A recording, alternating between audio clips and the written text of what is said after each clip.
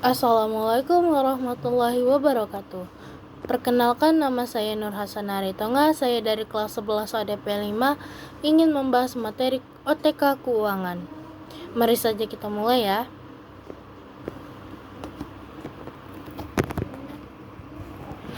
Pengertian cek. Cek adalah surat pemerintah yang tertulis dari nasabah kepada pihak bank untuk membayar sejumlah uang kepada penerima yang tercantum dalam cek,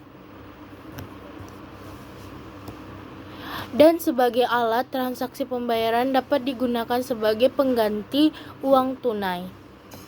Pengertian kwitansi. Kwitansi adalah alat bukti penerimaan atau uang penyerahan secara yang ditandatangani penerima uang tersebut, lalu bukti dipegang oleh pihak yang membayar. Jadi kwitansi berperan sebagai dokumen bukti pembayaran atau penerimaan uang dan jadi tanda bukti yang sah dari transaksi tersebut.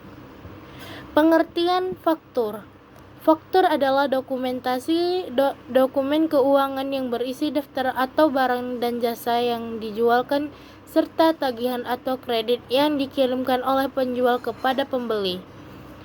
Faktur pengiriman barang yang mencatat daftar barang, harga, dan hal lainnya biasa terkait dengan penagihan untuk pembayaran yang dikeluarkan penjual kepada pembeli. Nota debit. Nota debit dokumen keuangan dan pajak yang digunakan untuk menyesuaikan faktur asli atau mengoreksi jumlah yang harus dibayarkan kepada penjual. Nota kredit adalah bukti transaksi berupa dokumen yang dibuat untuk mengurangi piutang perusahaan biaya disebabkan karena pembelian memberikan nota debit terlebih dahulu. Baik, lanjut materi yang kedua. Dokumentasi bukti pemerintah dan penggunaan anggaran.